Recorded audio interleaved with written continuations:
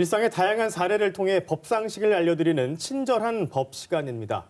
대구 북구에 건축 중인 이슬람 사원에 대해 북구청이 공사 중지를 명령해 논란이 됐었는데요. 네, 최근 건축주가 제기한 행정소송의 1심 판결이 나왔습니다. 하경환 변호사와 함께 자세한 이야기 나눠보겠습니다. 하 변호사님 안녕하세요. 네, 안녕하십니까. 반갑습니다. 자, 우선 이슬람 사원 건립이 왜 행정소송으로까지 가게 됐는지 그 이유부터 좀 짚어보겠습니다. 이게 어떻게 된 사건인가요? 예, 이슬람 교도들 중 몇몇 사람이 대구시 북구 대현동에 있는 단독주택을 공동 명의로 함께 보유하고 있었습니다. 그러던 중인 작년 9월경에 북구청으로부터 기존의 단독주택을 증축하고 그 용도를 종교 집회장으로 변경하는 내용의 허가를 받아서 공사를 시작했습니다. 골조공사가 시작되자 인근 주민들이 이슬람 사원의 건축을 반대하는 그런 집단 민원을 제기했었는데요.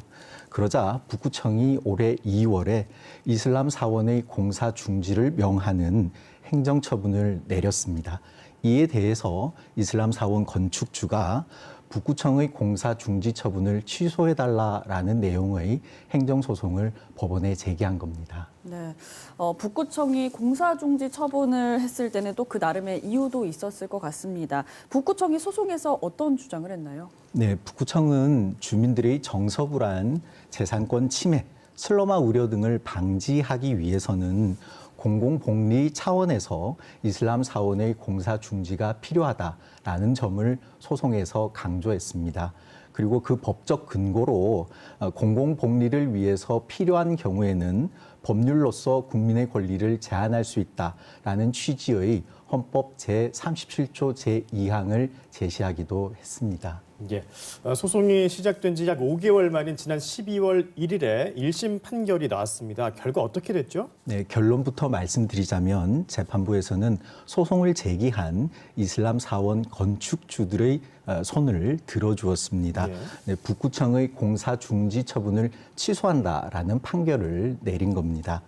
재판부는 판결 이유에서 북구청이 공사 중지 처분을 하기 전에 사전 통지를 하지 않았고 의견 제출의 기회도 주지 않았기 때문에 절차적으로 위법하다라고 하였습니다. 아울러 이슬람 사원 건축주들이 건축법을 위반하였다라고 보기는 어려운 반면에 북구청의 공사 중지 처분에는 명확한 법적 근거와 사유가 존재하지 않기 때문에 실체적으로도 위법하다라고 하였습니다. 네. 그러면서 1심 판결에 불복한 주민들이 항소장을 제출했습니다. 앞으로 이어질 항소심 하 변호사님은 어떻게 예상하시나요? 네, 행정처분이 적법성을 인정받기 위해서는 법적 근거와 사유가 명확해야 되는데요. 문제가 된 공사 중지 처분은 그 근거가 그리고 또 사유가 다소 추상적인 측면이 있어 보입니다. 그렇기 때문에 앞으로 이어질 항소심에서도 공사 중지 처분의 법적 근거와 사유에 대해서 치열한 공방과 심리가 이어질 것으로 예상이 됩니다. 예, 이번 사건으로 지역사회 이슬람 문화에 대한 어떤 차별과 혐오의 시선이 좀 퍼지지 않을까 우려하는 그런 시각도 있는데요. 인권위에서도 권고를 받았다면서요? 네, 이슬람 예배단체의 대표가 국가인권위원회에 이 사건과 관련된 진정을 제기했었는데요.